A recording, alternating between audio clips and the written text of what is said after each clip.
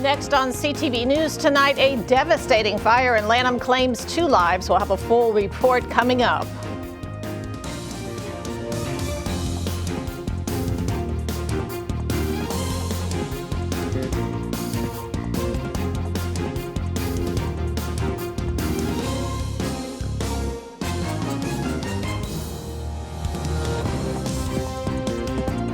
Good evening. This is CTV News. I'm Patricia Vallone. Topping our news tonight, a deadly house fire in Lanham that killed 2 people. It happened in the middle of the night. The flames trapped 2 people inside. Byron Scott is at the scene with more. This is where the fire happened early this morning at 5513 Ruxton Drive in Lanham. There were 3 people inside at the time. Only 1 made it out. Fire started in my room. Ronald Harper tells CTV News that the fire that claimed the lives of his sister and brother-in-law started in his basement room when he dropped a lighter. And my lighter hit the sheet. So the sheet stopped burning. I was trying to put it out, so I pulled the sheet off the bed, the mattress. The mattress was burning. Within minutes, Harper says, flames began to fan out and up. That's when I called Jane. I said, Jane, come and help me, man. My bed on fire.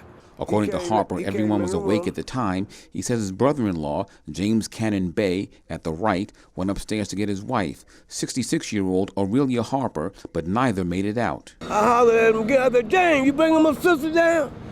Still didn't hear anything. I'm numb. That's about the best thing I can say. William Harper is Ronald and Aurelia's brother. I called her a goody-goody girl. She did everything by the rules, by the book. The fire, which broke out just before 2 a.m., gutted the entire house. At this point, fire investigators are still going through all the information that they've gathered, and they have not released the final report at this point.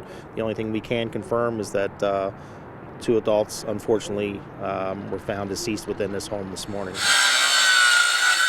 This afternoon, as crews worked to board up the house, relatives gathered across the street to look, console one another, and try to make sense of it all. Fires, I just don't understand how fires can be so quick. I mean, I don't know. I don't have any answers yet. In Lanham, Byron Scott, CTV News. And Prince George's police are investigating a deadly shooting in Suitland this morning. First responders were called to the 3200 block of Swan Road, where they discovered the body of an adult male who had been shot inside of a vehicle. The unidentified victim was pronounced dead at the scene. The investigation is ongoing. Meantime, detectives are looking into a separate homicide in the District Heights area. Around 11 today, a man was found dead in the 3700 block of Donnell Drive with apparent stab wounds. Well, simply checking a box on your state tax returns will let you sign up for health insurance in Maryland. Federal and state lawmakers met in Annapolis this morning to push uninsured Marylanders to sign up for health insurance while filing their taxes. The state's Easy Enrollment program has been on the books since 2019. You can enroll by checking a box and answering a few questions about health coverage. The information will be shared with Maryland's Health Benefits Exchange, which will enroll you in coverage. When you file your tax returns, if you have a question, if you're not sure, but you think you might be eligible for health insurance, just check that box and we will get in touch with you. The Health Insurance Exchange will be in touch to make sure that you know your options for signing yourself up and even your family members. We send a letter out saying, hey, here's what you are eligible for. You could get this coverage, you could get that coverage, this would be the cost, this would be tax credits, and we send that letter out to that consumer. Then we also can follow up with sending a follow-up if they provide their email, an email or a text. And remember, the tax deadline is April 18th. Meantime, Senator Chris Van Hollen says he plans to introduce similar legislation in Congress called the Easy Enrollment Act in healthcare. He'll do that on Monday. Well, the Maryland General Assembly is considering legislation that would expand the powers of the Attorney General's office.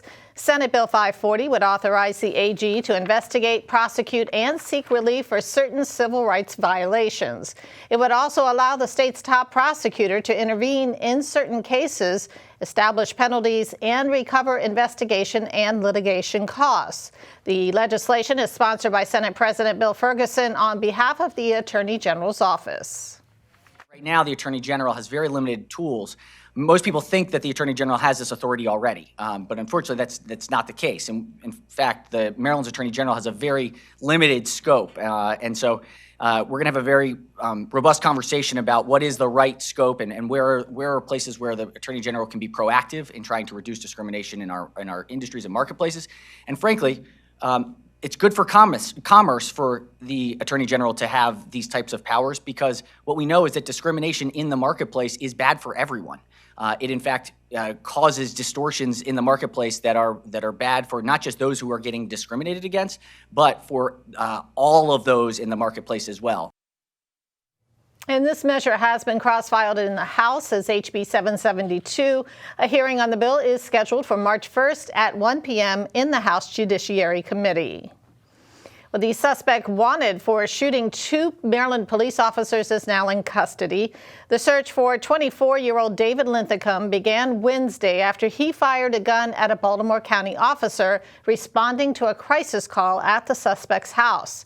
Linthicum eluded capture twice and sent police on a car chase from Baltimore to Harford County. Authorities say the vehicle he was driving was stolen from a second Baltimore detective that he shot multiple times, leaving him in critical condition. Harford County deputies placed Linthicum in custody just before 6 this morning and plan to transfer him back to Baltimore County. And you are watching CTV News. I'm Patricia Vallone. We'll be back in just a moment.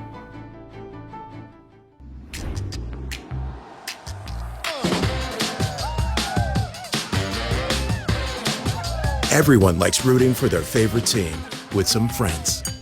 But if you plan on drinking, don't drive.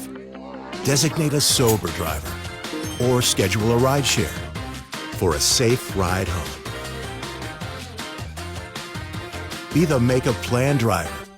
Be the driver who saves lives. Welcome back. Well, as the school system deals with the disturbing trend of teen overdose cases, the county health department wants residents to know that free Narcan training is available. As we reported yesterday, more than 200 county school nurses received Narcan training back in November of last year. Now the health department is working to get school nurse supervisors qualified to become trainers. The agency has been offering free training for several years. We are successful in training a number of residents, police departments, people from other entities who are interested in the training. Anyone interested in receiving the training can contact the local behavioral health authority. And again, the training is free. It's offered Monday through Friday via Zoom. For more information, call the number on your screen. Well, as we told you yesterday, Governor Wes Moore announced his support for a number of bills aimed at keeping abortion legal in Maryland. Perhaps the most significant is a bill that would create a state constitutional amendment which would enshrine abortion rights in Maryland. One of the co-sponsors is Delegate Jazz Lewis of Prince George's County. Across the country right now, reproductive freedom is under attack given the Dobbs case, and what we want to do is ensure in Maryland that people have access to quality health care should they deem that they need it. And I just want to stress again, this is about both free will and the freedom to choose quality health care that you need when you need it. And the bill must pass both chambers by a 3/5 vote. If approved, the measure would appear on the ballot in November 2024. Well, lawmakers in Annapolis are considering legislation aimed at police accountability. CTV News spoke with Prince George's County Sheriff John Carr prior to a committee hearing on the measure. Senate Bill 191 would allow Carr's office to hire additional personnel to concentrate on police accountability. 191 is very important as the Prince George's County Sheriff's Office is asking for an additional assistant sheriff to deal with police accountability. This would allow us to really have some serious oversight on making sure that we're following policies and procedures, audit processes, and also our connection with the community. And that bill, if signed into law, would also give the Office of the Sheriff investigative authority over domestic violence cases in the county. And coming up later here on the news, your Friday sports page. Stay with us. Hey, Simon Bugs here. And coming up soon, head coach Ron Rivera receives a major award. Chiefs tight end Travis Kelce gives credit to the Eagles defense ahead of Super Bowl Sunday. And I'll be talking about some great college basketball games that were played yesterday. Stay right there. You don't want to miss it. Listen up, people. Going extinct is a bad thing. At least we had an asteroid. What's your excuse? You're headed for a climate disaster.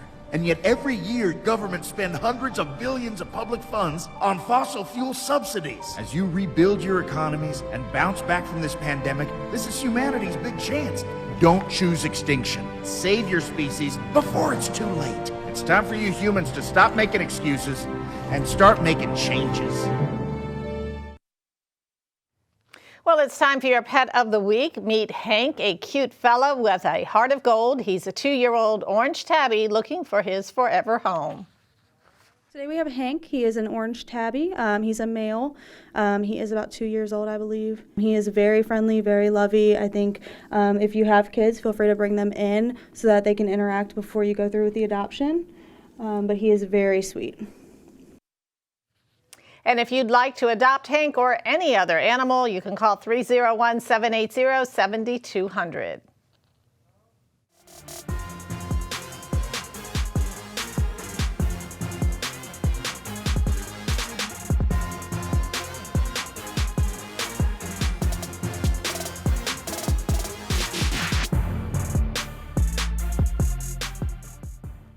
Commanders head coach Ron Rivera has always been a big supporter of the military community, and that was recognized yesterday as he was awarded the NFL's Salute to Service Award. This award is given to members of the NFL community who make an effort to honor military veterans, active service members, and their families. Even though it's only given to one person, Coach Rivera considers this to be a family award. It really is a family award because my father served 32 years in the United States Army. My mother was there for the whole thing, and as you go through it, and recognize the fact that I grew up on Army bases. My first 18 years of my life, I was connected to the military, and I learned so much. And one of the things that I got to see was how it affects and impacts people that live it every day. These are people that do the ultimate and make a sacrifice, a commitment to the country. And all I want to do is be able to say thank you and give back to them. Moving on to more NFL news, players, coaches, and fans are getting ready for the Super Bowl. The Philadelphia Eagles and Kansas City Chiefs will be taking the field in the matchup on Sunday, and Chiefs tight end Travis Kelce believes it'll be a tall task dealing with a talented Eagles defense.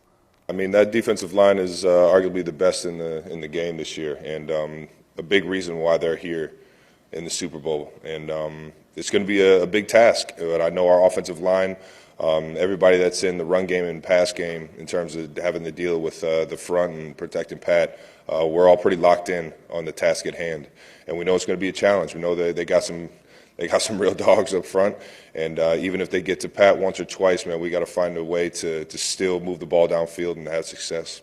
The big game starts at 6:30. Now to college basketball. The UMD women's basketball team took the court yesterday and won their 20th game of the season, blowing out Northwestern 79-54. This one is the second one in a row for the Lady Terps, and they will have a chance to extend their winning streak to 3 games as they face the University of Illinois on Sunday.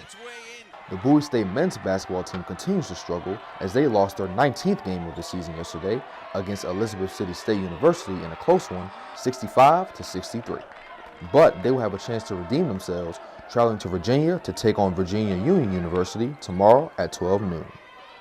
And finally, the Bowie State women's basketball team did come away with a win yesterday, beating Elizabeth City State University 61-51.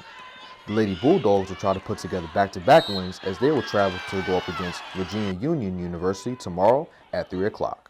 And that is your Friday sports page. Simon Bugs, CTV Sports.